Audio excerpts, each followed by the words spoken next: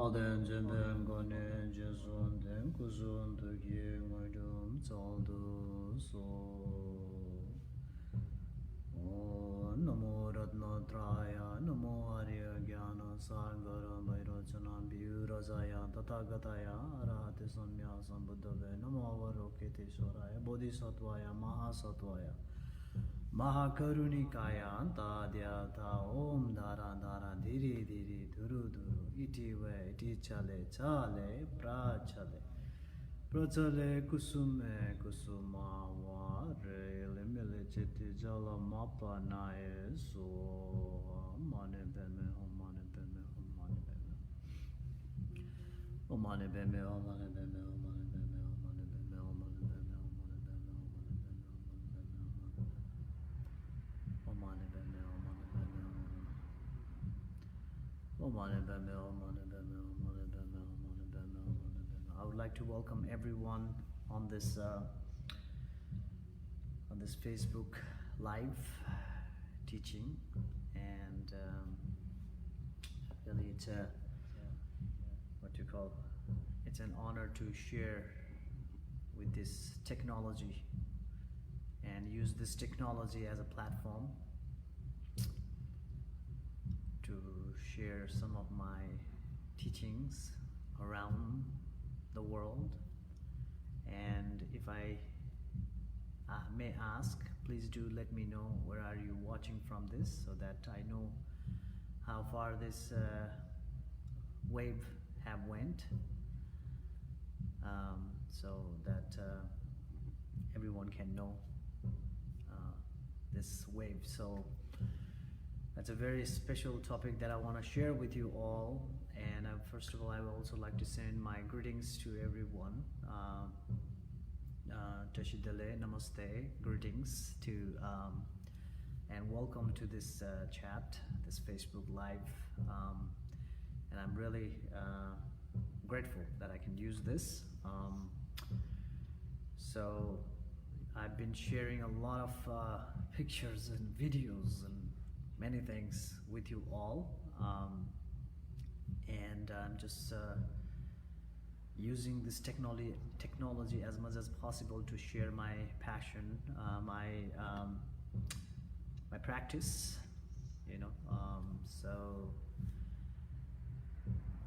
it's good to kind of use this so that we can all get connected.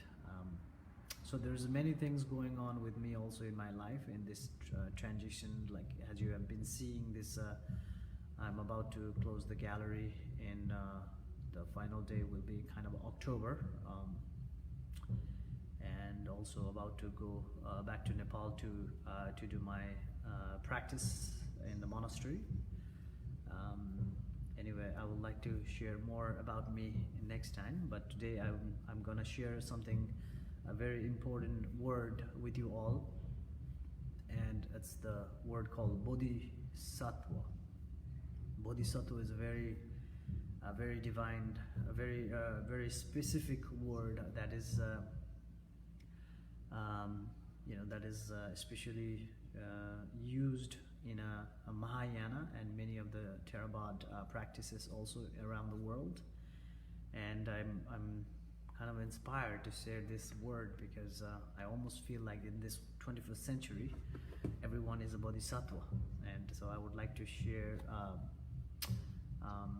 some information about that.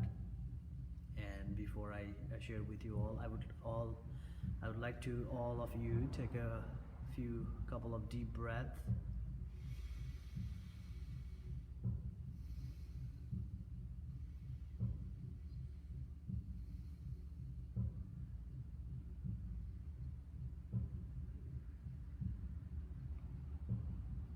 And remember your parents. We have to remember they are our first bodhisattva that we encounter in our life, the one who gave us a life to us in this world. So let's heartfully be grateful to our parents and to all the relatives and to all the elements, to the water, fire, to the earth, air, and to the space where everything is.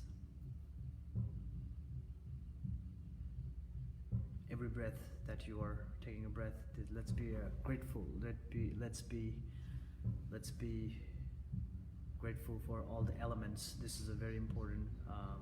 If you are wanting to understand about the meaning of a bodhisattva, it is very important to understand the meaning of the elements.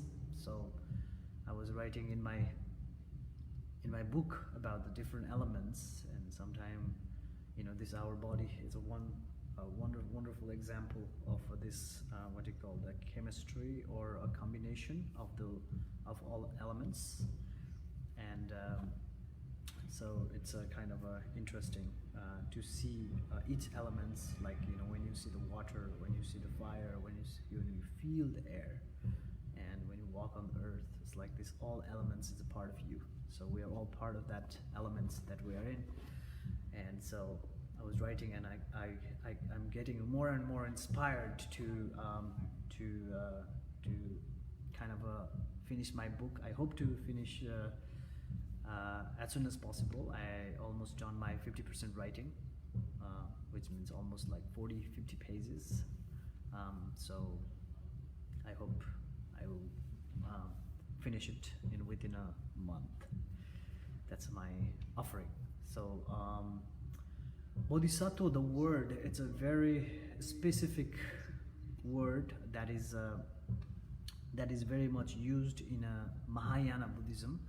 And when we talk about the Mahayana path, Maha means in Sanskrit, Maha means the great, and Yana means the path. So when we hear the Mahayana path, we can very much hear or see many times this word called Bodhisattva or Bodhisattva Yana, even Mahayana, the great Yana, the great path, which is about becoming enlightenment for benefiting all sentient beings. And sometimes Mahayana is also called the Bodhisattva Yana, because you are on a journey of awakening, your journey of enlightenment to benefit other sentient beings, and to help others, to really give others your love. And one of the story is like it says that even the Sakyamuni Buddha took almost I don't know how many thousand lifetime to become fully enlightenment. But in the so there are two kind of a bodhisattva we can really see. One who have fully awakened and they postpone their personal liberation, and they are continually helping other sentient beings. It can be a male, a female, or androgynous. So they kind of postpone their personal liberation. Other bodhisattvas are one who are on the journey of awakening for others. Some they already awaken, and they kind of postpone their personal kind of exit out of the suffering world, out of the confusion world, out of the the chains world, to help other. And some are on the journey. And one of the story about is Shakyamuni Buddha, who is known as the historical Buddha. He kind of in his previous life, there's a story in Nepal where a place called Namo Buddha, where he actually gave his flesh to the hungry tigress, I would say, a hungry tigress. And we cannot imagine, like, how can a person give his or her body to a hungry tigers? The reason was the hungry tigers had 5 different babies, and the tigers was very thin and was very hungry.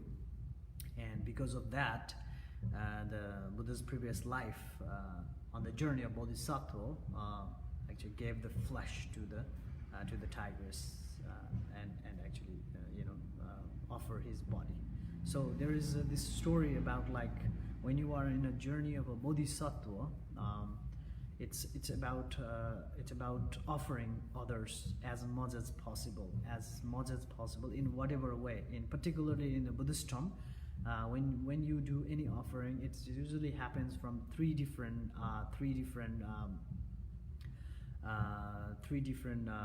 ways. The three different ways are through your action, through your speech, and through your thoughts. The actions are visible, where we can actually see, we can see the physical action that's been happening, whereas there is a speech where we can still see the verbal talking. You can also sometimes hurt someone by talking words, or you can also be compassionate, loving by your words. And thoughts are another kind of offering that we do. Through your thoughts means like you can imagine, you can think positive towards to your everyone, to whoever you want to think of, you can think a positive. So through thinking, through speech, and through action, this is three kayas. That's why it's called the three kayas in the Buddhist terms. So usually you can help everyone, you can be helpful basically from the three different ways. One is from the action, speech, and thought. So when we talk about the Bodhisattva yana, sometime we can also reflect on how we can help, how can we help other in whatever way it is possible. And the most important thing is to be helpful to yourself. When you are deeply connected with yourself, you can also get connected to the external world. But sometimes, as you know, we get many distracted, many things are going on in this Facebook world, in this world, in this many of the different part. There are many things that's going on, and so we can get easily distracted by many things that's going on. And so the very important things to be aware is to be aware of your body, speech, and the mind. One of the greatest bodhisattva in the Mahayana practice, there is called Avalokiteshvara. Avalokiteshvara is one kind of, it's nor male nor female, because sometimes it's also can be male and so also can be female. And Avalokiteshvara is considered not only bodhisattva, it's considered Mahabodhisattva, Mahasattva. That's why when we chant, there is called Mahasattva, Mahakaruna, the great being, the great compassionate being. So when we are on the path of the Mahayana, we kind of awaken. We want to be awakened like Avalokiteshvara, which is the infinity, the bodhisattva of infinite compassion. A lot of times we can see with the 1,000 arms. A lot of time we can see with the 4 arms. Sometimes we can see with 2 arms, but a lot of time there's also 1,000 arms. It's in Chinese, I think it's called Chenso Kuan Yin. Kuan Yin is one of the Chinese word that reflect on the qualities of the infinite compassion, Avalokiteshvara. And Avalokiteshvara is a Sanskrit word, and Cher is a Tibetan word, and Kuan Yin is a Chinese word, but it's all of the meaning is the same. The meaning is the embodiment of the infinite compassion. And so how do we generate a bodhisattva? How do we recognize the bodhisattva within? How do we know that we are on the path of bodhisattva? This is a very also a question. What is the bodhisattva? Bodhisattva is a being who are on the journey of awakening, or who have already awakened but kind of postpone their personal happiness. They kind of give up their personal happiness and for others. And you have met almost in your life at least somebody in your life that who are dedicating more to help others than themselves, and some are who are on the discipline to be kind of understanding of themselves so that they can help other. So you meet in your life that these beings who are helping others, and especially I wanna like remember all the mothers of this world. And I think the mother, they don't need any meaning or definition. The mothers do not need any definition of a bodhisattva. They're already kind of an embodiment. They already know But a lot of the time, even the mothers, or sometimes they do have a little bit of an expectation that their children should be this and that.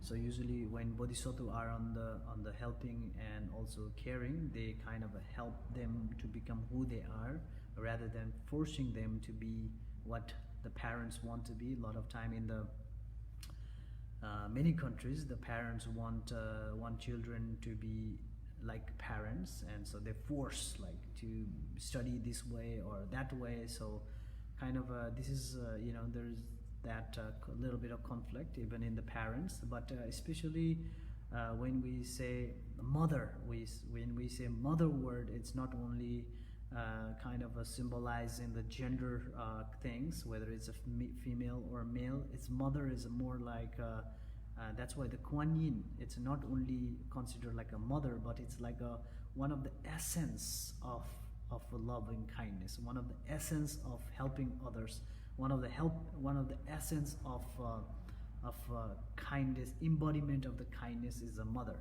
So Kuan Yin is sometimes we get confused, like, oh, it's a female and it's like this or like that. So usually do not be confused about when we say embodiment of the infinite compassion. The mother, it's almost your essential nature. So I would say even in the male body there is that a female or I would say the mother quality that we have, and that through that we practice certain method, we practice certain meditation, certain chanting, certain visualization to awaken the mother quality. Not the like a male or female quality, the mother quality, which is to love all sentient beings without any boundaries, not like a very, I don't know if it's a proper word, like sometimes we kind of love, like example in Nepal, we love a cow, but then we caught or we kill the buffalo, and we caught the what do you call, the goat, or we caught the chicken. And in the West, you love, especially in the United States, love dogs, but then there's like you don't love the cow. A lot of people kill the cow. So that is not the love that we're talking about. That's not the mother kindness that we're talking about. We're talking about more about unconditional love for every beings. And I know a lot of time people say, when we are walking, we kill like a lot of ant and insect and all that thing. But intentionally, what is your intention? It's very important. When you walk, you don't see it. That's why in the Himalayan Buddhist practice, there's a constant invocation called Om Ami Dewari.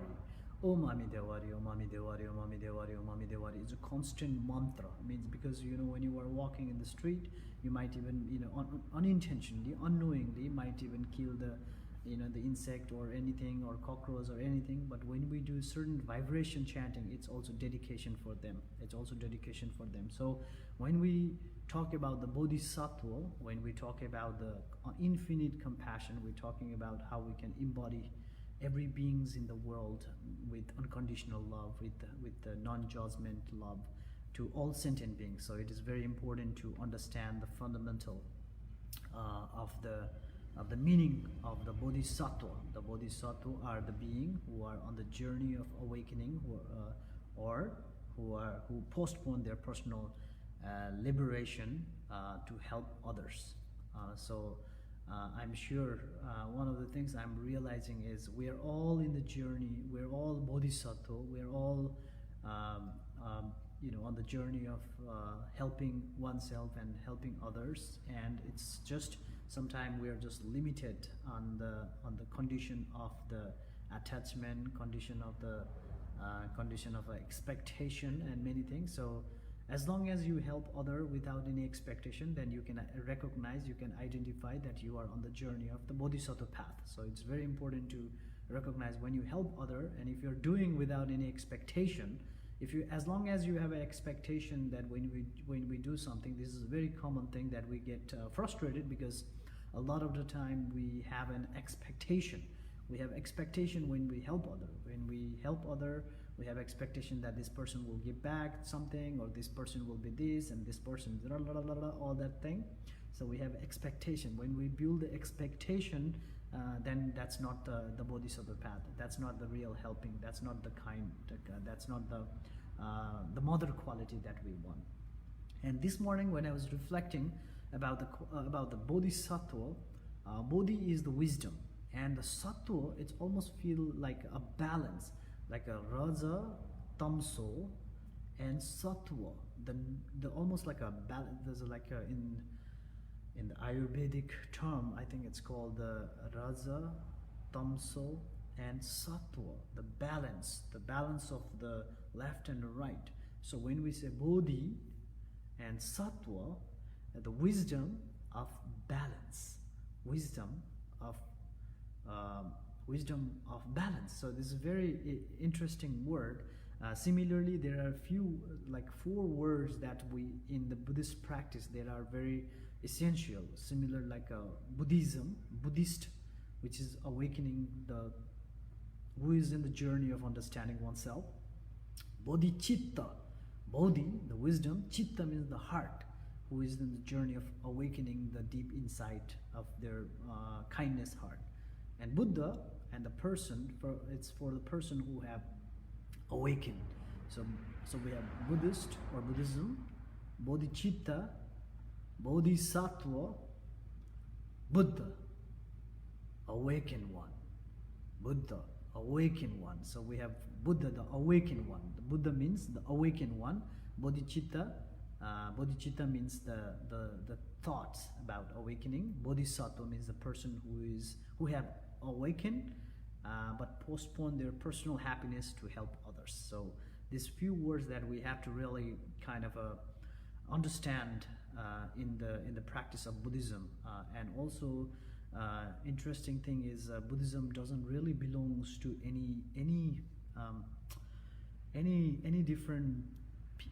particular people or any particular kind of people, because it's more about a philosophy. It's about research. The Buddha himself was a very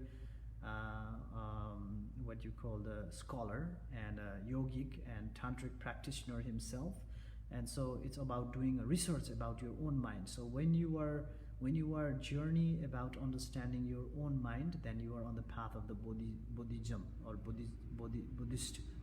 And then if you are really, it's almost like, doctor and a patient. A patient go to a doctor to kind of get a treatment. So this is a kind of almost a Buddhist, who is in the journey of kind of getting a treatment.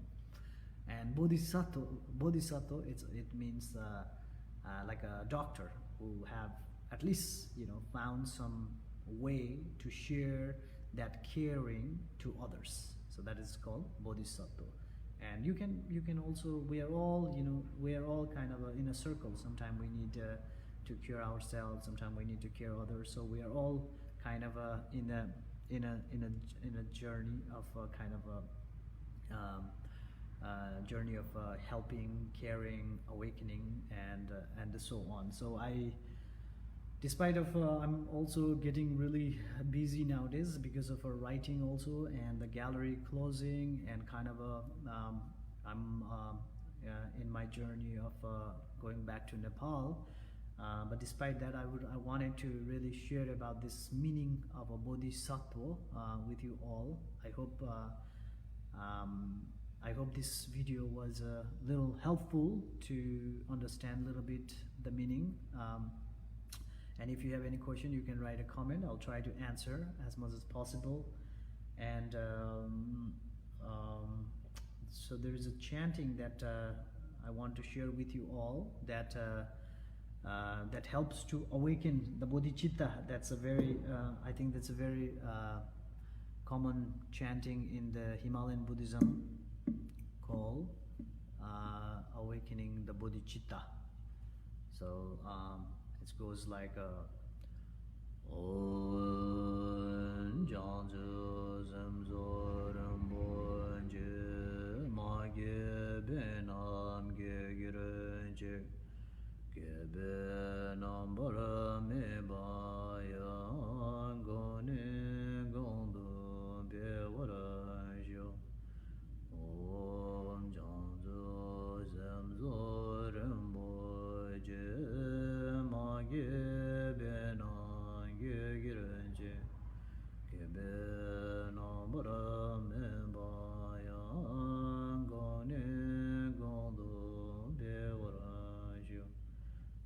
precious awakening mind arise where it has not arisen, and where it has arisen, may it not be decrease but increase more and more.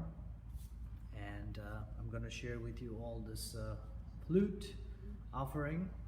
As I mentioned before, yesterday I shared a picture that says I'm going to share about the meaning of Bodhisattva, and so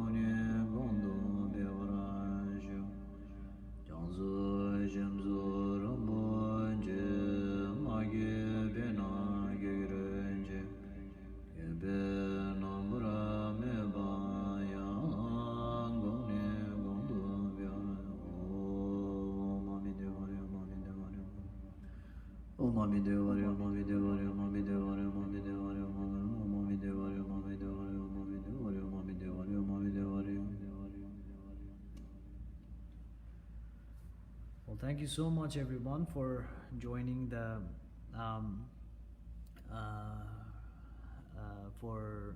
this live. I will try to answer the questions that you have, and may you all have a wonderful time.